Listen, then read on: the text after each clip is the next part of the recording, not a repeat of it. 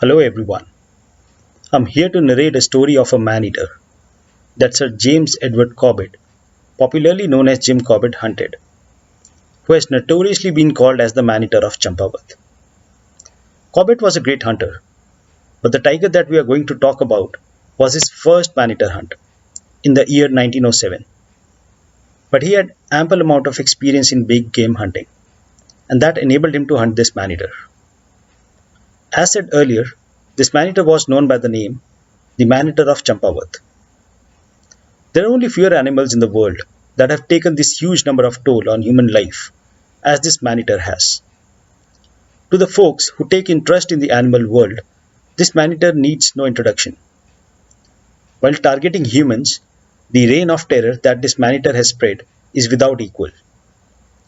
During its man-eating career, this man-eater has killed 436 people, out of which 200 were in Nepal and 236 in India. And these are the official figures.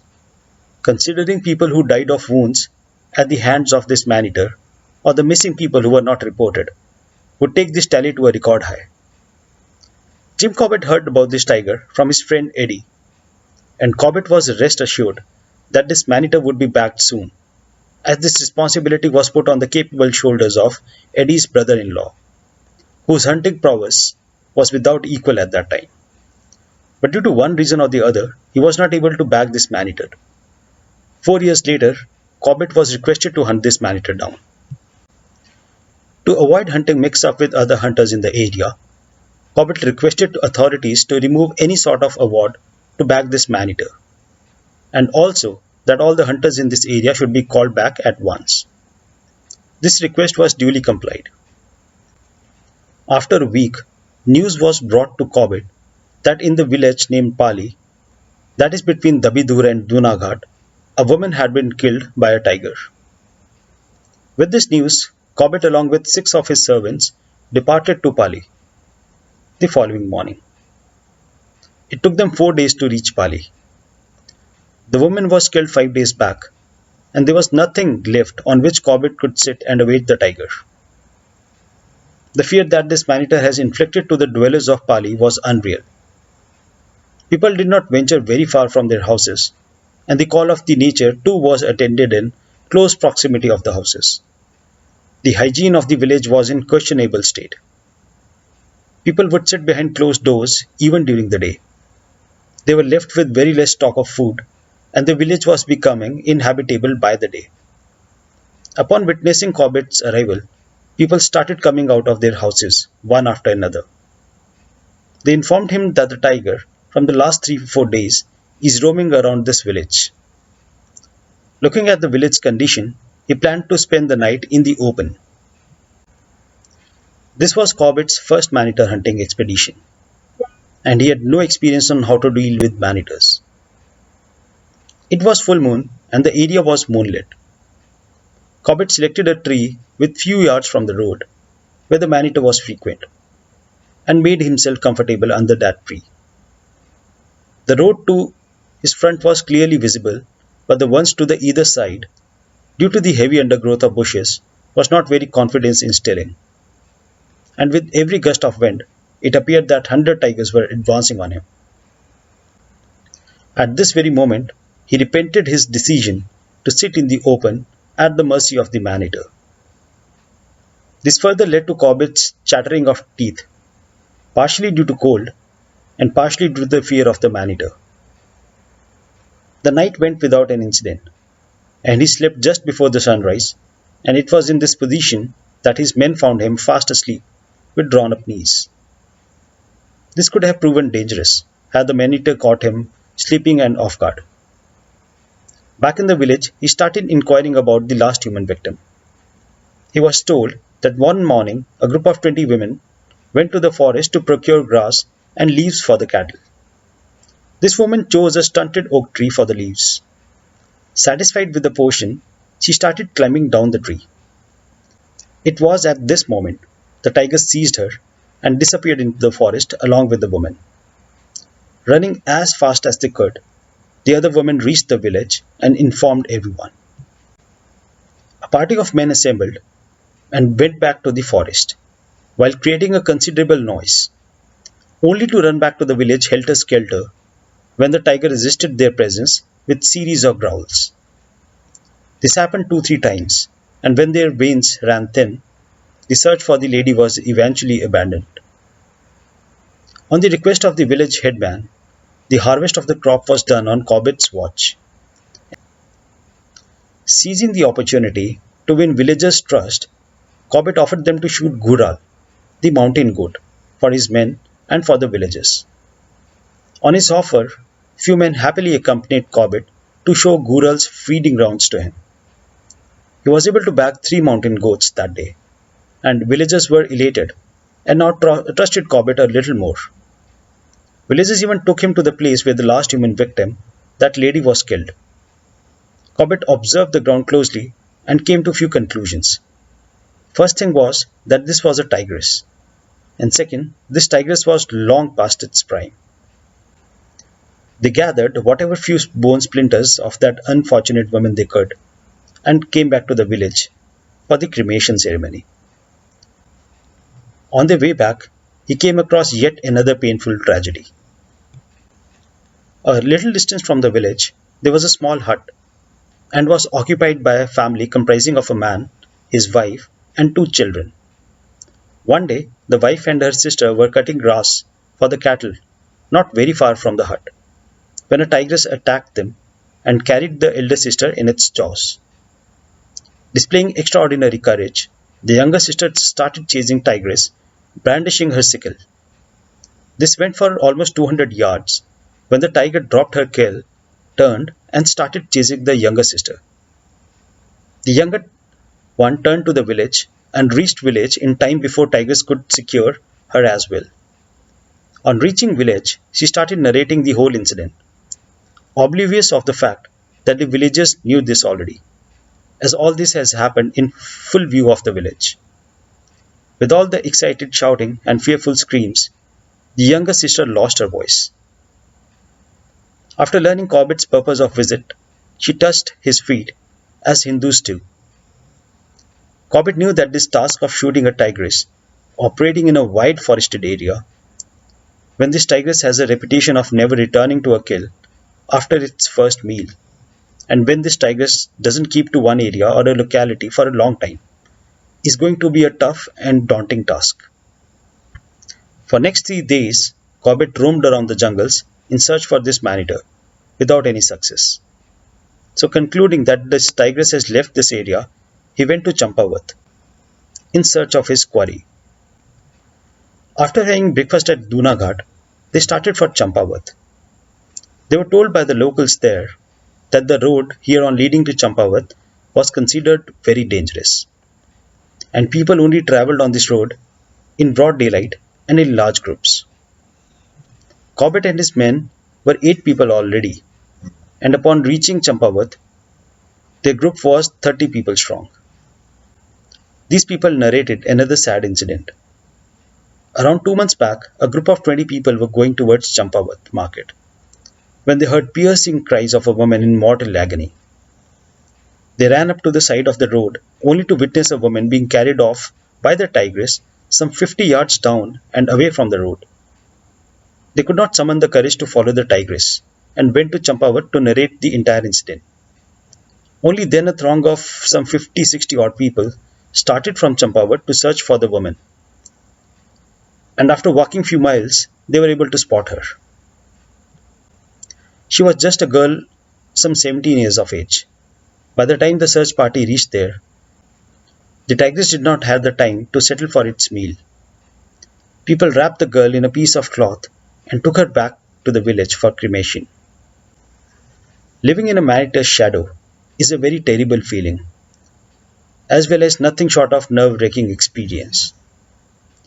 Though this was Corbett's first Maneater hunt, but during his long career of 32 years of Maneaters hunting, he understood it very well that how people survived in these Maneater infested areas, in a state of constant fear.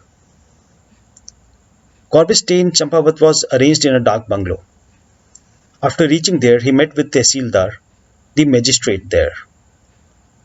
After talking for some time, the Tehsildar suggested Corbett to move to another forest bungalow, which was frequented by this tigress.